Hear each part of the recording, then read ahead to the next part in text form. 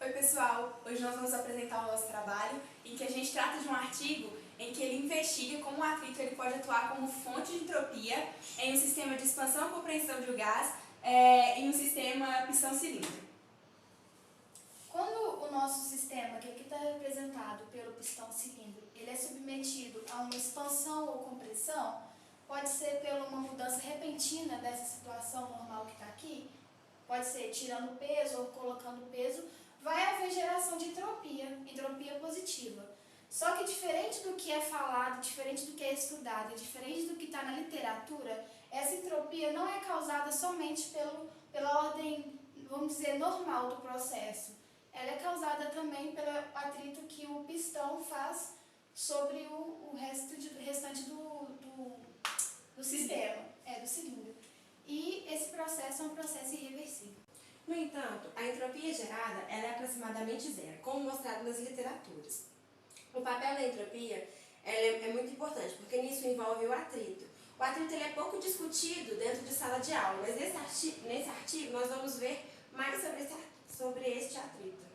Para entendermos melhor, vamos fazer duas análises. No primeiro momento, entenderemos um caso no qual o atrito não é levado em consideração, e esse caso é o mais estudado no dia a dia das aulas de termodinâmica. Já na segunda análise, entenderemos a influência do atrito, evidenciando como este fato tem grande influência na entropia final do sistema. Como já dito na parte introdutória, foi realizado dois tipos de análise. Uma expansão isotérmica sem considerar os efeitos do atrito e uma outra expansão isotérmica, assim considerando os efeitos do atrito. Para começar, vamos idealizar um sistema pistão-cilindro submetido a uma expansão isotérmica, iniciada pelo peso do pistão, ignorando a presença do atrito. Discutiremos, assim, dois casos: a remoção do peso em uma única etapa e a remoção do peso em um infinito número de etapas. Primeiramente, fazendo uma análise da expansão isotérmica sem considerar os efeitos do atrito, começando com o caso da remoção do peso em uma única etapa. Usaremos a lei do gás ideal. Dessa forma, os volumes iniciais e final do gás confinado podem ser calculados como volume inicial nRT sobre pressão inicial, volume final nRT sobre pressão final, onde N é o número de mols, R é a constante dos gases e T a temperatura.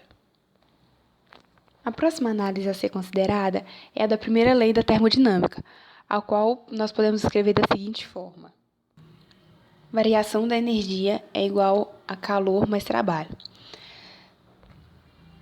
Especificando ainda as formas de energia, nós podemos colocar que ΔU é igual a delta M V ao quadrado sobre 2 mais GH é igual a Q mais W, onde ΔU é a mudança na energia interna do gás, M é a massa do sistema, V é a velocidade do sistema, G é a gravidade, H é a altura do sistema e Q é a transferência de calor para o gás confinado e W é o trabalho.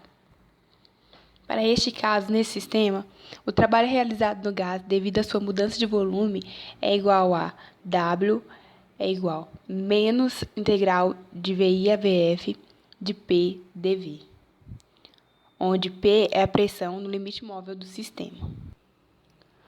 O sistema é estático no início e no final desse processo, portanto, a mudança na energia cinética cai para zero. Então, esse termo vai para zero. Além disso, a mudança na energia interna durante esse processo também é zero, porque a energia interna para um gás ideal é uma função somente de temperatura. Desta forma, temos a equação da primeira lei da termodinâmica reduzida a ΔMGH igual a Q mais W. A razão para isso é o fato de que a massa do gás confinado é relativamente pequena em comparação à massa do pistão. Utilizando os dados do próprio artigo, usando o cálculo inicial e final dos volumes do gás e a área da seção transversal do cilindro, foi calculada a diferença de elevação do pistão antes e após a expansão. E após esse cálculo, verificamos que H é igual a 1,12 metros. Derivando ΔMGH, achamos ΔU igual a 55 joules. E depois que encontramos o trabalho através da relação já demonstrada, encontramos pela fórmula que ΔMGH resulta em 1.191 joules. A seguinte análise a ser realizada é da segunda lei da termodinâmica, em que tratamos a entropia do sistema.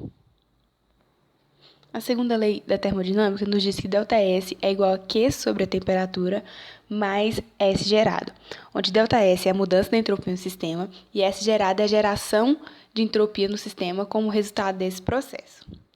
As mudanças para um gás ideal submetido a um processo isotérmico pode ser expresso como ΔS NR ln de VF sobre VI.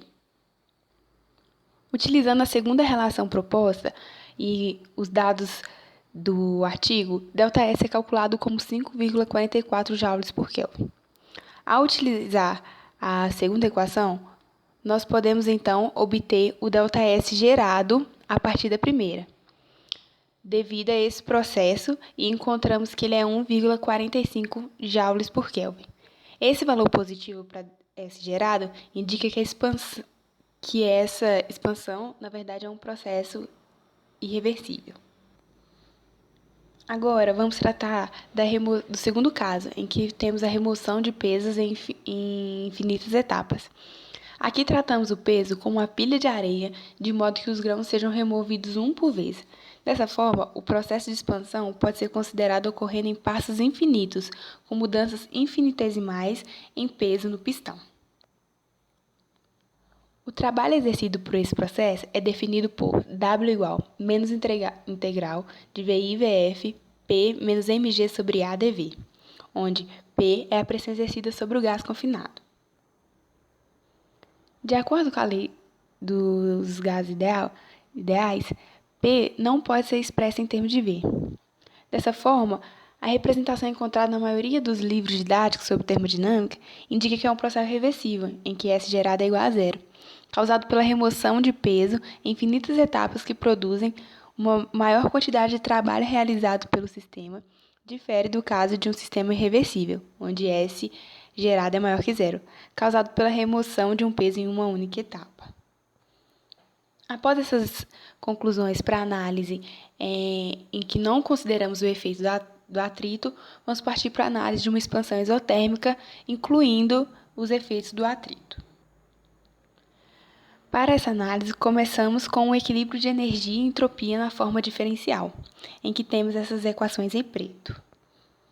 Na primeira equação, tratamos a primeira lei da termodinâmica, na segunda, a segunda lei da termodinâmica, respectivamente. A energia interna de um processo isotérmico permanece constante, e a taxa em que a entropia muda pode ser expressada usando pressão, temperatura e a taxa de mudança no volume do gás confinado. Assim, as equações em preto podem ser reescritas da seguinte forma, como mostrado nas equações em azul. Nas equações em azul mostradas, Vπ é a velocidade do pistão e Hπ é a altura do pistão. As taxas de mudança da altura do pistão e o volume de gás confinado nas equações em azul podem ser escritos como expressões da altura do pistão e o volume do sistema em termos de velocidade do pistão. Da seguinte forma, temos essas equações reescritas na cor verde. E agora, para entender o papel do atrito, devemos considerar a força de equilíbrio do pistão. Dessa forma, em preto, temos as novas equações, considerando assim o efeito do atrito. Tais novas equações levam em consideração F, onde F é o coeficiente de atrito, que é sempre igual ou maior que zero. A presença do coeficiente de atrito indica claramente que o atrito é uma fonte de geração de entropia associada à expansão de um gás em um dispositivo pistão-cilindro. Dessa forma, o nosso artigo estudado ainda conclui que esses resultados das análises identificam o atrito como uma fonte importante de geração de entropia na expansão do gás em um dispositivo pistão-cilindro. Ele ainda mostra e especifica que, na ausência do atrito, o pistão oscilará perpetuamente e, assim, não produziria entropia. Assim, Vemos que o atrito, muitas vezes não estudado na sala de aula como fonte de geração de energia, possui um papel importante na prática. Concluímos também que nós, alunos, deveríamos buscar mais do que os livros nos oferecem, uma vez que esse artigo acrescentou, de forma significativa, o conhecimento de entropia e termodinâmica. Agradecemos a atenção.